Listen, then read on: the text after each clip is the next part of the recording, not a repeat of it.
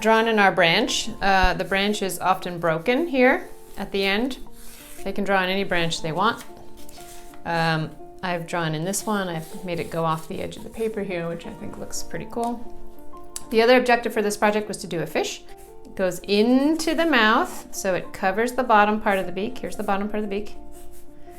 And then the top part of the beak is over it, and then you only see the back. Oh, a little narrower at the base here, a little wider here. This one's quite huge, but whatever. Maybe there's a little fin on the fish.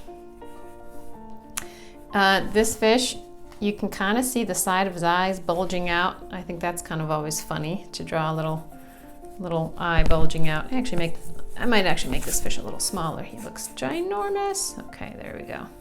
Okay, little fin. You can kind of see on the side of his head, there's a little fish, a little eye. This is his underbelly. There you go. That's our drawing. All good.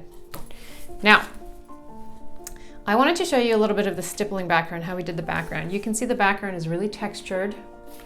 We used blues, yellows, greens, and white to get that texture. We used a flat brush and a little bit of water. You don't need a lot of water for gouache. I'm going to use this flat brush, and I'm going to show you how to get a textured background. I call this stippling. I'm not sure if that's the right word really, but it's just a technique to get this type of background. I kind of really liked this photograph here, how this is really super, super textured. So, show you how to do that with gouache. I like to wet the brush just a little bit. Shouldn't be too wet. Just a little bit. Now, I'm gonna start with, I take a bit of green and a bit of blue on my brush. Not a whole lot, look at that. Tiny bit of paint, tiny bit. And now I'm just going, look how intense that color is. So intense. I'm using my brush, it's almost too wet. See that? It's almost too wet. I want to use a little bit more thicker paint. So I'm using my brush kind of like an X. I'm doing X marks all around. I'm just jumping around and I'm going X, X, X, X, X, X, X, X. If the paint starts looking like that, you know it's too dry. Then you need either more paint or a touch more water. But we want this background to be quite thick and opaque, so not too much water. I'm not cleaning out my brush in between because I want lots of different layers and lots of different colors. I might even dip in some yellow. Now I'm taking some white right on my dirty brush, and I'm layering in my white right on top. And you can see I'm not over mixing it. That's the most important thing. Now I'm taking some blue, taking some more white. I'm not over mixing. I'm allowing that texture to show through it. Now this might be a little too much white, so I'm just gonna go back over it with some extra blue. And I'm going around. When I get to the edge of my bird,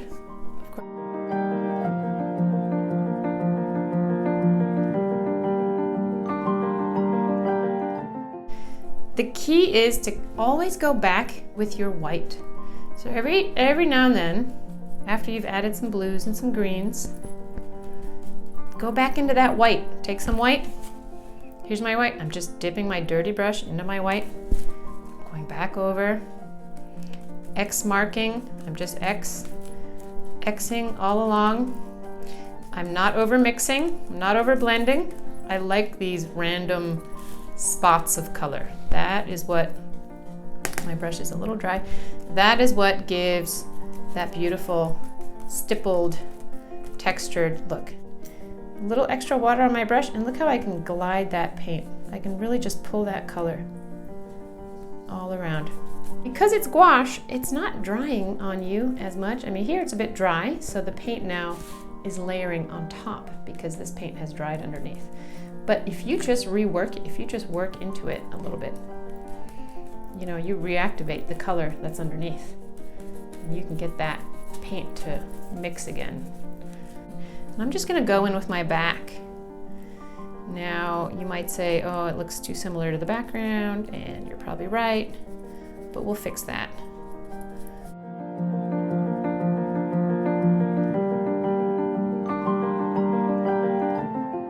So now because my background is too similar, I'm going to go back in and I'm going to whiten that up. I'm going to lighten it up a bit.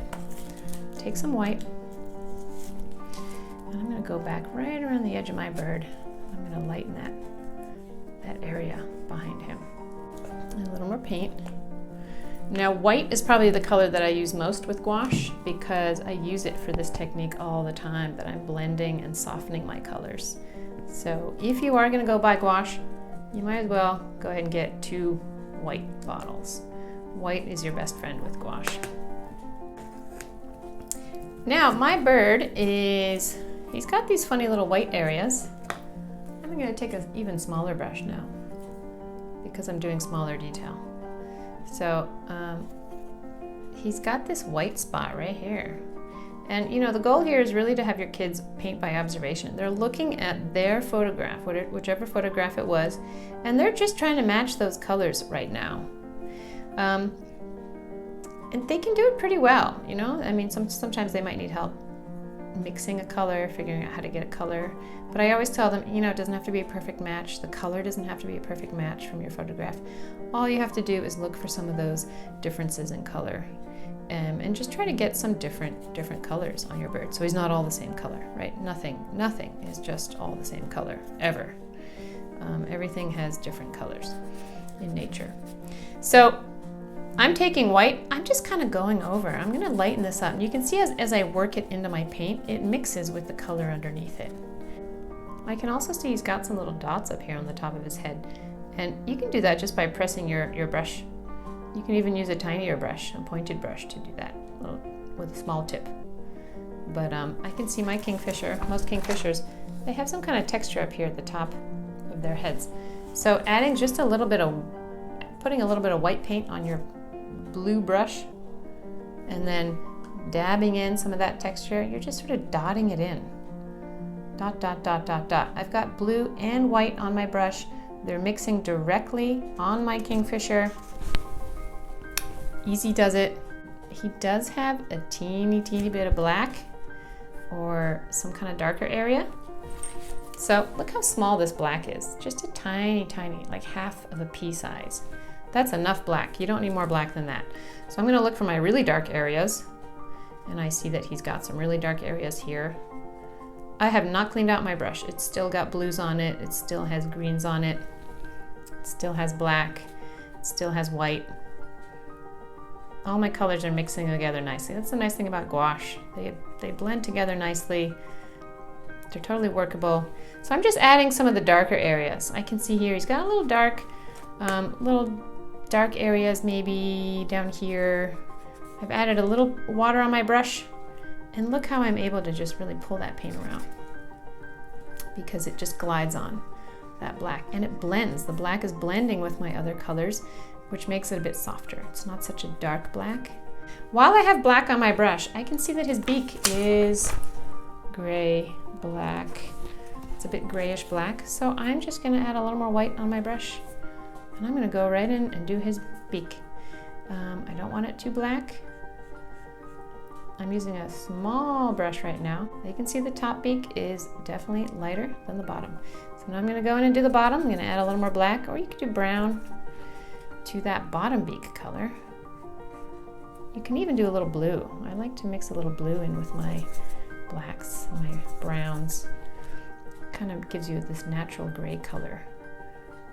Blue and brown is a perfect gray. In fact, I never have kids use gray out of the tube. We don't have gray out of the tube. We just make our own grays. Black and white or blue and brown. So now I have 2 sections of my beak. One is darker than the other. The bottom one is darker. We're going to define that really central part later with our colored pencil because it's a little hard to do that. I mean, I can do that with a brush, but the kids can't always do that. So we'll go back in and define that later. We can also do the eye. There's the light spot. I'll show you though. I'm going to paint over that light spot and I'll show you how gouache, I can paint that in later with white because gouache, you can layer gouache on top of dark, no problem. So I got some red, got some oranges, probably way more color than I need here. And I'm mixing my own. I don't want to use red right out of the tube or orange right out of the tube. I like to mix my own. I also see he's a bit earthy, earth tone kind of oranges down there. So I'm going to get a little darker as I go. But I'm going to start out with just the base color. Simple base color.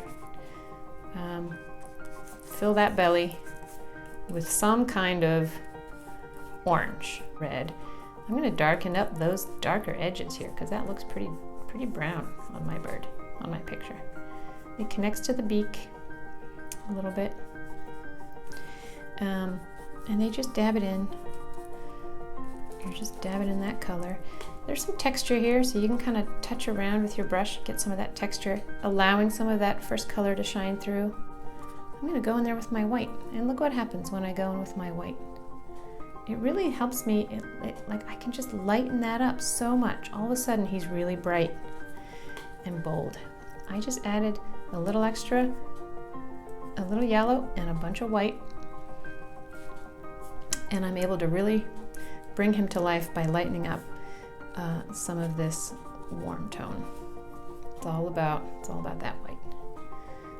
And again, don't overmix. Dab it in and leave it. Now I might switch my brush out, something a little smaller, because I want to get this area in his face. So I'm going to go with that orange, maybe a bit of red, doesn't matter. A little orange, a little red. You can see that I painted over this in blue actually, and I'll show you how gouache, because gouache is opaque, I can just go right over my blue with my orange, and I can bring that color back. Let's see, a little orange. Now I'm going to go in with a little white, and look how that white lightens that up really nicely. You don't want to overwork it. There's a bit of orange over here too, above his, kind of right underneath his forehead. I might add a little extra white to make it a little brighter. I might brighten this one up too. I feel like it's a bit brighter. Now, for my light spot, I'm going to take a very small pointy brush. I'm going to find that light spot in his eye. Where was it? It was right there. There's the light spot. Light spots are often a bit uneven and jagged. You know, a lot of people draw light spots like really detailed, like a perfect little dot. But light spots are often kind of jagged little reflection spots. It makes it look more natural when they're a bit more jagged and not like perfect circles. So I'm going to go in and lighten up some of the white. Didn't think it was white enough, so I'm lightening up this white section. Now, do we see a highlight on the beak? Yeah, we do. There's usually a highlight on the beak, even if you don't see it in your photograph. I have my kids draw on a little highlight. It doesn't have to be along the whole length of the beak, just a little bit. See that? Now, how do we do the fish? The fish is silver. Well, I should say gray. So I like to always start with the darker color. It doesn't really matter, but I like starting with dark because you can easily layer on white on top. So I already have a gray mixed here from previously, from when I did the beak. So I'm going to take that same color and I'm just going to color in my fish. I'm just going over the eyes. You can see this is quite a transparent wash now of color. That's the nice thing about gouache. It works like watercolor because you can get that transparency. See how transparent that is? It's like really see-through, and that's nice for this particular part of the painting. You might want that transparency. So, got my fish. Now I'm going to go in, where is he darkest? I took a little black, and I'm going to go in and darken the edge. You could do this with a colored pencil though. I'm doing it with a brush. I'll show you how to do it with a colored pencil later too, but you know, the kids have the option. Try it with a brush. If you don't think you can do it, or if you want to do a colored pencil, take a black colored pencil and do the edge of your fish. It's easier. But I do have them try with a small brush to do the details.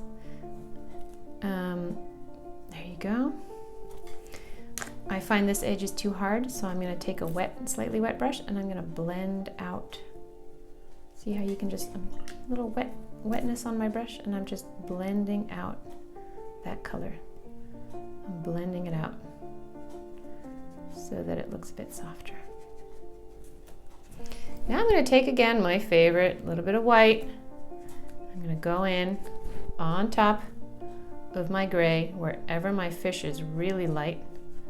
I'm going to build in some of that bright white, and it's going to blend it with the color underneath, so it's going to turn grayish, but I can choose how white I want it. Again, if this dries, when I let this dry, I can go in and put even more white on top, and it would entirely cover it. But because it's wet, because my color underneath is wet, it's actually mixing in with the color underneath. Now I'll show you how to do the eye later. I'll do it with colored pencil. I'm gonna let it dry for a minute. Right now I'm gonna do the branch. I'm gonna take a bigger brush. I'm gonna use some brown. And if you don't have brown, remember you can always get brown by mixing your complementary colors. So you can do red and green and that'll get you a nice brown. But I happen to have brown, and I'm just gonna color the whole thing in brown.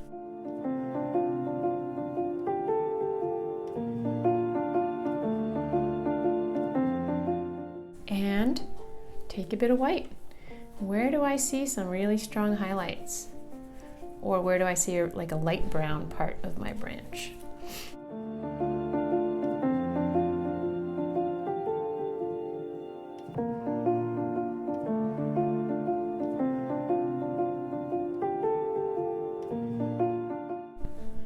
So you might even want to add a touch of black at the way bottom, because there's going to be a bit of a shadow down there. So you can go a little darker at the bottom of your branch, the wood texture. There might be a little shadow here, right where the bird is sitting on the branch, because that is probably casting a shadow. So I might darken that.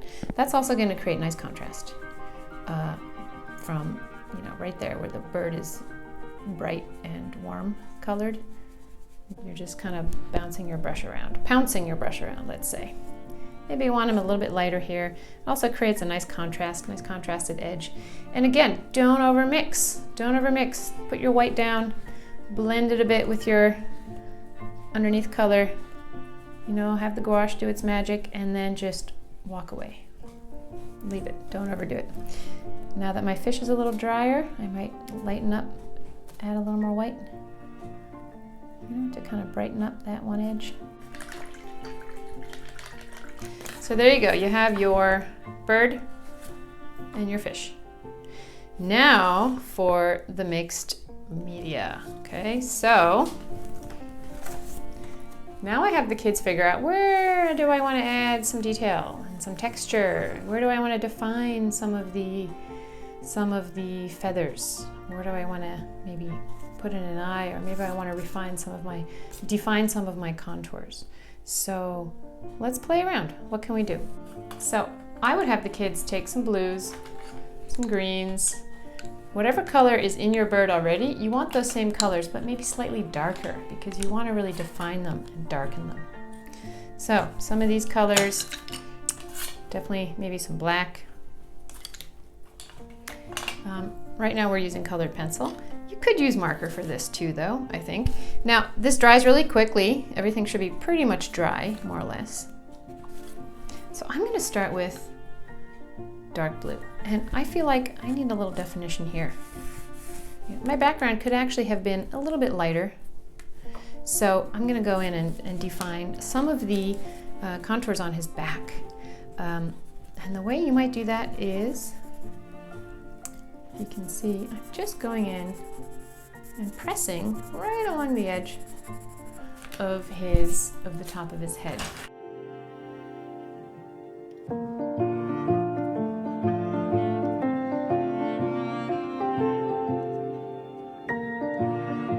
But you're kind of looking for some of the shapes that you have painted in with your color.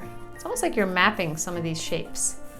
You can either draw in feathers, and for that maybe you want black. Let's see, maybe you want some black that's a little bit darker. You can draw in some feathers. You can just define some of the colors that you've painted.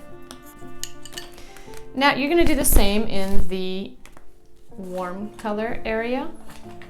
For that, you want to use different warm colors, browns and reds, pinks even. Sometimes pink, it's a bit of a surprise color. So again, you can define the edge of his chest. I think I need a darker red for that, or a brown works really well for that as well. Maybe I'll use brown. There you go. You can use black as well. See how I'm just defining those edges. I'm going to make that beak a little bit darker. I want to be able to see that top beak. And I want to be able to see that the middle of the beak. That's really important. And that goes all the way back to the eye. You can use marker as well. See, I'm using marker now. This is marker. I'm going to draw in the eye of that fish with my marker.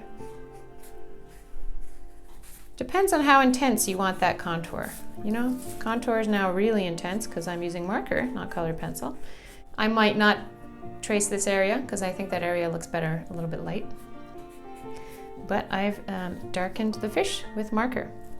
Kind of like how that looks. Maybe I'll even trace the top of his beak or the bottom of his beak. Maybe I'll outline his eye so that I'm kind of darkening. You can even use marker and you can put a few dots in the top of his head. You'll do the same thing for the branch. I'm kind of liking the marker, so I'll just do a few squigglies here and there. Maybe I'll define the bottom edge of my branch. Okay, I can do a little gray here. I don't want to do the whole thing because part of it is very light, so you want it to catch the light.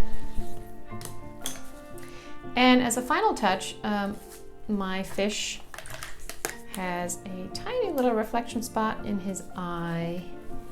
I've colored the eye black, but I want to add a tiny little white spot in his eye. Take a very small brush. You know, you could even take a gel pen for this, or a Posca pen, and do a little white dot in his eye. And you are done. There is your kingfisher. Oh, not done yet. Watch this. Here comes the washi tape. So you can see that I taped down the borders with washi tape before I started. Really nice crisp edge. Very fun kingfisher. Mixed media. We used marker, we used colored pencils, we used gouache, we painted and drew by observation. I have all this gouache left. Clearly I squeezed too much. I can save this and use it for my next project. It is not going to waste. And that's one fun project. Hope you enjoyed it.